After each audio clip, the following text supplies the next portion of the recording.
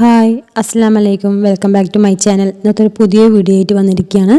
നമ്മുടെ ഈ Jackson rice കുക്കറിൽ നമ്മൾ ചോറ് മാത്രമാണ് സാധാരണ വെച്ച് കണ്ടിരിക്കുന്നത്. അതല്ലാണ്ട് വേറെ എന്തിനൊക്കെ അത് ഉപയോഗിക്കുക എന്നുള്ളതും കൂടെ നോക്കാം കേട്ടോ. ഇതിൻ്റെ ആ ഉള്ളിലുള്ള ആ ഒരു ബ്ലാക്ക് കളറിലെ റിങ് ഉണ്ടല്ലോ, അത് കളയാണ്ട് നമ്മൾ കൊണ്ടുപോകണം. കാരണം ആ റിങ്ങാണ് നമ്മളുടെ ആ ചൂട് അതിൻ്റെ ഉള്ളിലേക്ക് ടെമ്പറേച്ചർ മെയിൻറ്റെയിൻ ചെയ്ത് കൊണ്ടുപോകുന്നത് കേട്ടോ. അതുകൊണ്ട് ആ റിങ് നഷ്ടപ്പെട്ടു പോകാതിരിക്കാൻ നോക്കണം. ചോറ് ഇപ്പോൾ പകുതി വേവായിട്ട് നമ്മൾ അതിൽ വെച്ച് കൊടുക്കുകയാണ്.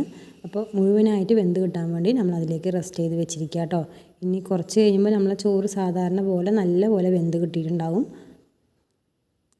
ഇത് ജാക്സൻ്റെ സ്റ്റെയിൻലെസ് സ്റ്റീൽ കുക്കറാണ്. ഇത് വന്നിട്ട് നമ്മൾ അതിൻ്റെ ഉള്ളിൽ സിറാമിക് കവറേജാണ് കേട്ടോ.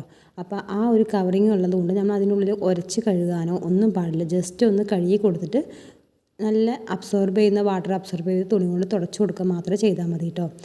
ഇനി വന്നിട്ട് നമ്മളുടെ ഇതിനുള്ള മറ്റൊരു ഉപയോഗം എന്താ വെച്ച് കഴിഞ്ഞാൽ, നമ്മൾ ചൂട് വെള്ളത്തിൽ അധികം തിളയ്ക്കാണ്ട് അത്യാവശ്യം തിളപ്പുള്ള ഒരു ചൂട് വെള്ളം ആക്കി എടുത്തിട്ട് അതിലേക്ക് നമ്മൾ ഈ കടല അതേപോലെ തന്നെ ഗ്രീൻ പീസ് അങ്ങനത്തെയൊക്കെ പെട്ടെന്ന് വെന്ത് കിട്ടാൻ വേണ്ടിയിട്ട് നമ്മൾ ഇളം ചൂട് വെള്ളത്തിൽ ഈ കടല ഇട്ട് കൊടുത്തിട്ട് നമ്മൾ ഈ ജാക്സൻ്റെ കുക്കറിൽ ഇറക്കി വെക്കുക കേട്ടോ. ചെറുതായി ഒന്ന് അടച്ച് വെക്കുക. അടച്ച് വെച്ച് കഴിഞ്ഞാൽ അത് കുറേ നേരം കഴിയുമ്പോൾ 1 മണിക്കൂറിൻ്റെ ഉള്ളിൽ തന്നെ നമുക്ക് അത്യാവശ്യം അത് വെന്ത് കിട്ടുന്നുണ്ട്. അപ്പോൾ നമുക്ക് ഒരു വിസിലൊക്കെ മതിയാവുള്ളൂ, വേഗം കടല വെന്ത് കിട്ടും. അടുത്തത് നമ്മൾ പപ്പടം കാച്ചി കഴിഞ്ഞാൽ പുറത്ത് വെച്ച് കഴിഞ്ഞാൽ കുറച്ച് കഴിയുമ്പോൾ തണുത്ത് പോകാൻ സാധ്യതയുണ്ട്. അപ്പോൾ ഇതുപോലെ നമ്മൾ പാത്രത്തിൻ്റെ ഉള്ളിൽ ഇറക്കി വെച്ചിട്ട് അടച്ച് വെച്ചാൽ മതി. 1-2 ദിവസങ്ങളോളം ഈ പപ്പടം ഒരു കുഴപ്പമില്ലാണ്ട് നല്ല ക്രിസ്പി ആയിട്ട് തന്നെ ഉണ്ടാവും കേട്ടോ. അപ്പോൾ ഈ ഒരു ടിപ്പും നല്ലൊരു ടിപ്പാണ് കേട്ടോ. നമുക്ക് പപ്പടങ്ങളൊക്കെ പെട്ടെന്ന് കേടുവരാണ്ടിരിക്കാനും ഇത് ഭയങ്കര യൂസ്ഫുൾ ആവും. അടുത്തത് നമ്മൾ വന്നിട്ട് ഈ മാവൊക്കെ നമ്മൾ ആട്ടി വെച്ച് കഴിഞ്ഞാൽ ഇപ്പോൾ അപ്പത്തിനോ അതുപോലെ ദോശയ്ക്ക് ഇഡ്ഡലിക്കൊക്കെ മാവ് ആട്ടിക്കഴിഞ്ഞാൽ ചിലവരെ കൈ കൊണ്ട് പുളിക്കില്ല മാവ്. അപ്പോൾ ഇതുപോലെ നമ്മൾ ജാക്സൺ കുക്കറിൽ മാവ് ആട്ടിയ ശേഷം അതിൻ്റെ ഉള്ളിൽ ഇറക്കി വെച്ചിട്ട് നമ്മൾ രാത്രിയൊക്കെ ഇപ്പോൾ രാവിലെ വെക്കുകയാണെങ്കിൽ രാത്രിയൊക്കെ എടുത്ത് നോക്കിക്കഴിഞ്ഞാൽ അത്യാവശ്യം മാവ് പുളിച്ച് കിട്ടിയിട്ടുണ്ടാവും. ഇപ്പോൾ പല രീതിയിലും നമുക്ക് ഈ ജാക്സൺ കുക്കർ യൂസ് ചെയ്യാം കേട്ടോ. അതുപോലെ ചൂടുള്ള സാധനങ്ങൾ ചൂടാക്കാൻ മാത്രമല്ല, തണുപ്പുള്ള സാധനങ്ങൾ തണുപ്പോട് കൂടി ഇരിക്കാനും ഇത് ഭയങ്കര യൂസ്ഫുള്ളാണ് കേട്ടോ.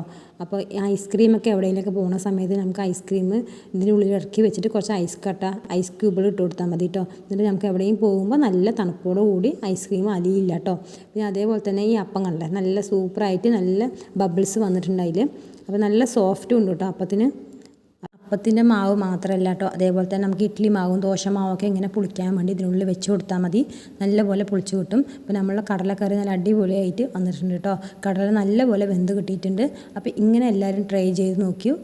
പിന്നെ അതേപോലെ തന്നെ നമുക്ക് ഇതിനുള്ളിൽ തന്നെ ചായ വെച്ച് കഴിഞ്ഞാൽ പാല് ചൂടാക്കിയ തിളപ്പിച്ചൊക്കെ അതൊക്കെ നമുക്ക് കുറേ കഴിയുമ്പോൾ ചൂട് പോകാൻ സാധ്യതയുണ്ട്. അപ്പോൾ ആ ചൂടോട് കൂടി ഇരിക്കാൻ ചുടുവെള്ളം വെക്കുക അതിനുള്ളിൽ. അപ്പോൾ അതൊക്കെ നല്ലപോലെ ചൂടോട് കൂടെ ഒരുപാട് നേരം ഇരിക്കും കേട്ടോ.